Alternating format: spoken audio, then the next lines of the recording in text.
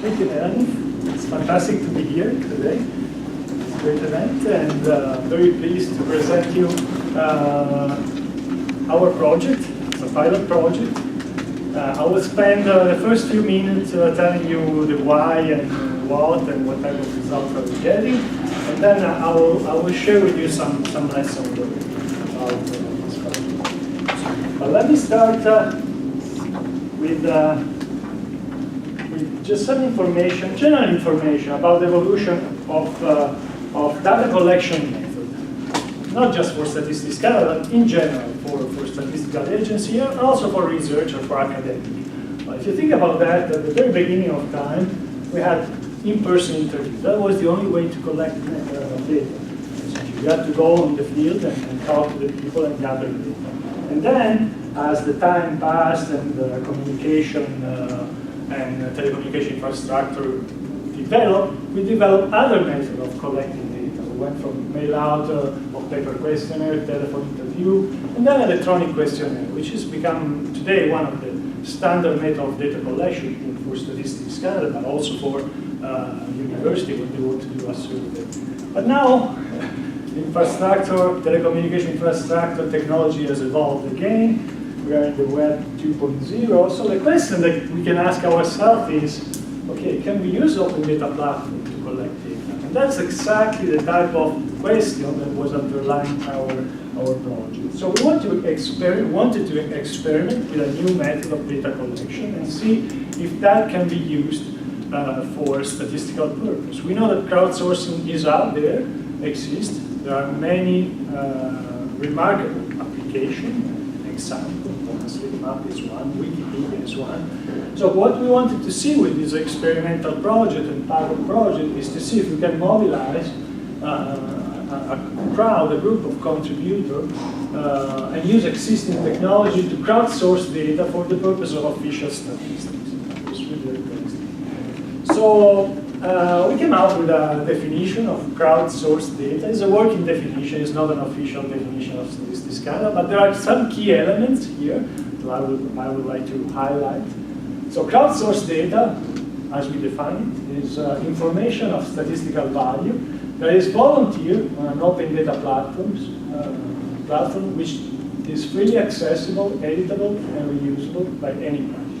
And not this element needs to be there in order to have crowdsourced data. So, for instance, you can crowdsource data on a platform that is not necessarily open data. But again, we realize that those are key elements, important elements for the implementation of this project and probably in general. And I will get back to on this point later on in the presentation. So, what type of data did we crowdsource?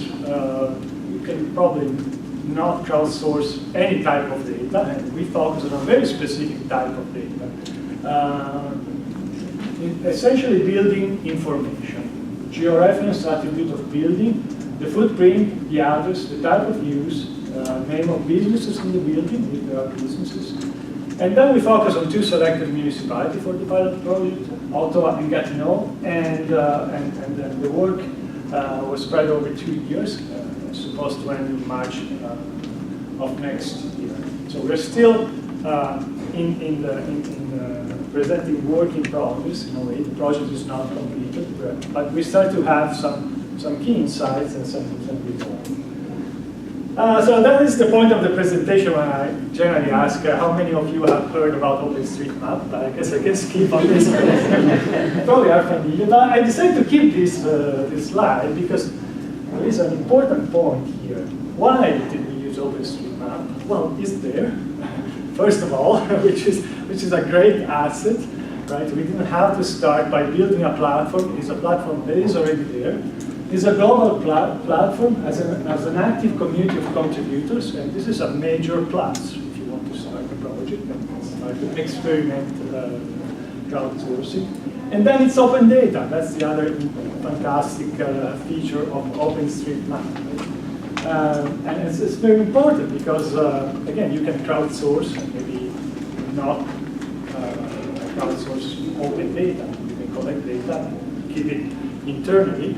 But again, one thing that we realize is that one of the important incentives to have people crowdsourcing is the open data dimension of what you are producing. Again, I'll get back into this later on. So, for the purpose of the project, we took one of the OSM editor, the ID editor, and readapted for the purpose of our specific need. So we call it Crowd ID, and it's actually completely open source in the sense that it's a derived product of the Crowd ID. And the adaptation that we did is essentially simplify the ID editor in such a way that only the feature related to building would appear on the map, and as well as only the building tags would appear on the form on your left side. So again, if you access the OSM through this editor, you have to log in, again, the usual process. You have to create an account to log in. And then when you zoom in, you will only see building attribute, and you can edit exactly as you would do with the regular ID editor. So add building tags. We didn't change any of the existing OSM building tags. So we kept it very simple and used the available OSM information. The next step, which actually we completed a couple of weeks ago, is develop a mobile editor. This is a beta version. It's online. It's running from a GitHub account, so don't access this website all at the same time, otherwise it will be probably crashing. But again, it's a start. It's the entire code for this editor is on our GitHub account. We would be very happy to develop it with other people, other community of practice. So again, there is the URL here. The idea is, again, to have an editor that focuses the attention on buildings. And what we did in the last couple of weeks, in fact, is add the possibility to edit point of interest as well. So you can select a building, and here is where we are now, at the Innovation Center. Just select a building, you will have apartments like the others, then you can edit the information, as well as add point of interest to them. Again, it's a beta version, it's not the final product that we hope to have, but again, we're very happy to have your feedback and develop this for you. Now, we also developed a monitoring tool in order to see how we're progressing with contribution. And here is the typical actual path that you would observe in a similar project that had been done in another city. I saw some of this graph. So what we have here is the number of buildings building polygon from August 2016 to May 2017. We launched the editor in October, so here. And you can see it took us a while. There was some discussion on the OSM talk CA main list about how to use municipal open data. And then there is a big acceleration here. And this is thanks to a small group of people that took the municipal open data and imported the municipal open data on OSM. So that is the general pattern. When you try a crowdsourcing exercise like this one, there is a small group of contributors who contribute a lot, but as I will discuss in a second, the contribution of all the small contributors is also very important for the final results. Again, we had some additional table about the attributes. I will not go in detail. The important point is that, again, basically in 2-3 months, we jumped from about 40,000 building polygons in Ottawa, Gatineau to about 300,000 building polygons for Ottawa, Gatineau, with about 237 contributors attached to a building attribute for the two municipalities of Ottawa and Gatineau. Again, this monitoring tool is completely open source. It is on our GitHub account. Again, we would like to further develop this and work with the community. So, Quality assessment, we have started this, haven't finished the work on quality assessment. Again, we generate a complete map of building for Ottawa Gatineau. It's fairly complete and accurate. And what we are looking now is the completeness of the attributes, which generally looks quite good. More than 80% of the map building have the type of building and the address. So in terms of completeness of coverage, we don't really have a clear benchmark because there is no comparable database. We were able to compare with some information with a database. It's called Ontario Blueprint Data, which has only 12,000 buildings in Ottawa. So we did some check for semantic accuracy and positional accuracy, and the results are quite encouraging. So overall, the quality of the information was collected through OSM seems to be fairly good and really accurate and complete. Now, lesson learned. We did learn quite a lot over the course of this year and a half. And the first thing that we learned is that we are not alone. It took us a while to realize this, but we really are not alone. As we were doing this project, there were a number of other initiatives across Canada and groups that were mapping quietly other municipalities, other cities.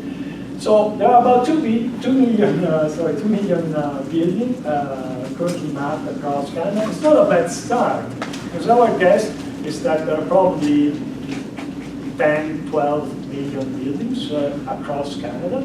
So if you start with 2 million, it's probably not bad. And there are both urban areas that are completely mapped, Regina, as well as more rural community across Canada. So it's very interesting to see the dynamic of that. The other thing that we learned is that, again, we were entering in a new data ecosystem for us, for Statistics Canada, because we were very good at communicating with people, collecting data with our method. But here is a new data ecosystem. That's what we realized. And when you say ecosystem, what do you have in mind? Different species, right? Very, very different species that have reached a certain equilibrium together. And they work together, right? So the species with small businesses, passionate cartographer, local expert, as well as businesses that start to be medium size. But again, what we realize is that there are new species in this ecosystem. Certainly very new, so I hope nobody gets offended by this. but we have to learn how to adapt and how to work with this. Hopefully, we will not be seen as an invasive species, as a National Statistical Office. But really, we have to learn the mechanism of this community of practice, which is slightly different from the type of community that we are generally used to. And the other very interesting feature is that it's a global open data platform. So that really opens up opportunity for collaboration and partnership. And some of them, of course, are local partnership with community organization institutions. Others are global and very international partnerships. So just to make a couple of examples, over the course of this project, we were contacted by people in Zambia that were interested in learning about our tools. In Germany, and yesterday we had a discussion with 2 researchers from Italy, the University of Rome, that started to use our application. They were looking at our mobile application and how to use it. They're actually here in the room, so hopefully we'll have more discussion with them. But again, the idea is that once you enter in this environment, you can really create collaboration with local groups that can contribute to a major project and make significant contributions. So an incredible power, potential to leverage resources that are across the globe, and of course contribute to this project and idea in other places across the globe. So again, global open data platform, really an incredible advantage for us. The other thing is that I would like to emphasize among the lesson learned is that crowd is actually plural. We started this project with this idea, oh, there is a crowd out there, and it's this vague mathematical entity that nobody really understands what it is. But actually we started to understand a little bit better. There is actually a diversity of group, people doing that for fun and curiosity, civic engagement, passionate mapper, and professional cartographer and developer, people that are working in small business and do that for a job. So it's a very diverse, again, ecosystem with different motivation and different incentives. So the lesson that we learned is that, ideally, of course, we want to collaborate with a core group of volunteer marketers, but it's very important also to engage the general public and the community with this exercise. And recognizing the potential of open data and open source is key to this process. So there are fundamental motivations that we observe. Because again, the key question is why people will volunteer data on building in Canada, right?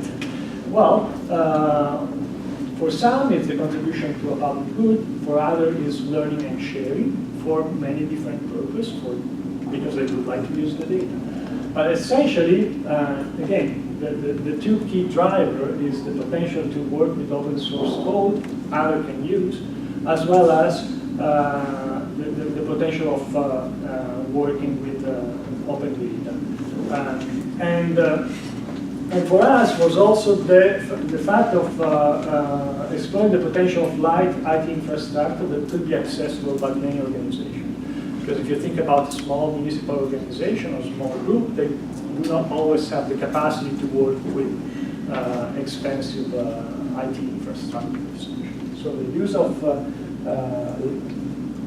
open source IT infrastructure was very appealing. Of course, there are other aspects that we have to work on and improve, in particular OSM data usability. It's quite relatively easy to import information or edit input information on OSM, but to extract information and process information is not always that easy.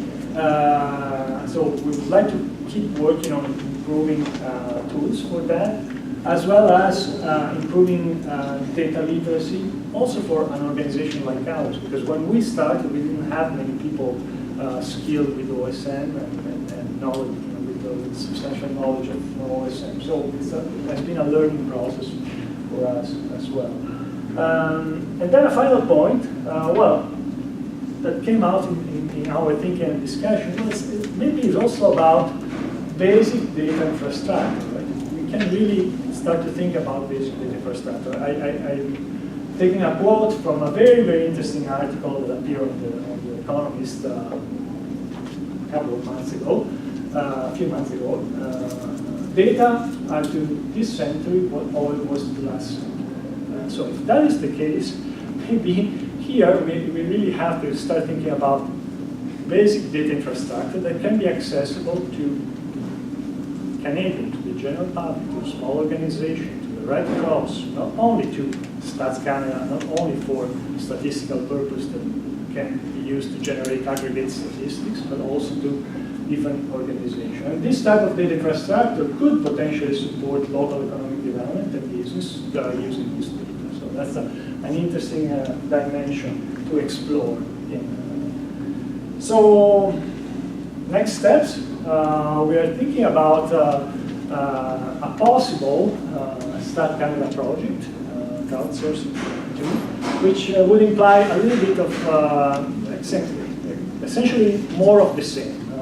We realized this model of working with the local community and municipality could work well. So maybe it's worth expanding this. And this is in discussion. There will be a process, and so we'll see if that happens. But as well, in parallel to that, we were thinking to a community-led initiative that we could really brand Building Canada 2020, that would mobilize a multitude of stakeholders and possibly projects, including a Stat Canada project, toward a simple and clear goal: map all buildings in Canada on OSM by the year 2020. So we have been thinking about this. We'll have some discussion during the workshop. Tomorrow we'll have a meeting on this idea with different stakeholders. But this would be a community-led initiative, not a Stats Canada initiative necessarily. We hope to participate, and we hope to have enough stakeholders and consensus that this is a feasible and possible way forward. and we would really like to experiment new way of collecting and generating interesting statistics. So I think this is all for my speech. There are all the key links here on a final slide, our GitHub account, and all the resources that I mentioned. Yeah, and I conclude with the acknowledgement, because there are many to be made. In fact, this project was actually possible through the contribution, of course, of the OSN community, Open North, the OSN meetup group, played a key role in importing the data, absolutely very important. And then idea from many, including OSN developer, Matbox, the city of Ottawa and Gatineau, and our working group and city committee at StatsCan. 5 divisions were involved, so it's a substantial group of people that generated idea. Okay, thank you.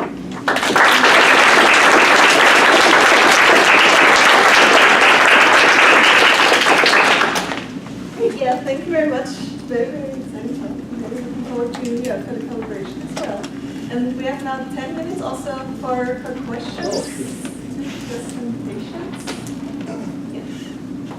Yeah. Just a question comparing OSM data to more traditional government data, census data, the NRCan data sets. Did you guys do any compare and contrast there? Yes, we benchmark the OSM data to some of our database, in particular to the address register that is managed by the Geography Division. So the results were quite encouraging. Again, when the addresses were generally matching, so again, 80% of the addresses that we had in OSM were matching to the address register. Now, it's very difficult to make a comparison about the building footprint because we don't have that. The NR Canada would have some of that information. I think what's the name of NR Canada? Sorry. But there is no full coverage of buildings. So you have some building polygons. So again, it's quite difficult to do the benchmarking. The other thing that we try is to benchmark the information of OSM on using the business register. Again, that is a listing of business. Like on OSM, you will have information on location of business. It's very difficult to find a match between our classification of makes code and the OSM classification. So we did that for very specific makes, and again, the results were generally positive, but it was very, very small group of makes. Makes would be the North American classification system, so it's the way we classify things. So again, the overall sense is that the information on OSM is fairly accurate in terms of positional accuracy and complete, but there is no really comparable data set that we have other than the address register. So, may I, unless somebody here knows one, if somebody does have an idea of an authoritative source, please come tell us. We would be excited to hear about it. Well, there's also other online processes that, like Geocoder. There's also an open source application out there that you can download and run the Canadian Road Network through to be able to come up with an algorithm. And there's other sources of georeferencing. So just wondering, that somebody on the ground standing at the door with a GPS is by far more powerful than an algorithm. But I'm just wondering, could we use these other tools to get the bad data first for completeness and then field data later for accuracy? Absolutely, those are possibilities for the future. Again, here time frame and resources were quite limited, so we didn't go as far. But the idea, in fact, would be one of the main idea that we have had, and maybe you can take it on that. It would be to use the application with high school and have map your neighborhood event with the high school, and there was some group which we discussed that were actually quite excited about this idea, and go around and run through some of the information we're collecting. Great, thanks. Tyler, so thanks very much for the talk. It was really interesting. I was thinking back to Jackie's talk earlier today and Tara's talk, and I'm wondering, by focusing on buildings, I think all of us in the room agree that better data in OpenStreetMap has just immense value in general. But by focusing on buildings, are you looking to fill specific data gaps or answer certain questions that you can't answer through other sources? Absolutely. So there is a big interest in building information in Canada, and there are a couple of major initiatives at Statistics Canada related to building information. One of them is the idea of developing a national inventory of building. So of course, Stats Canada will use a number of different data sources for that,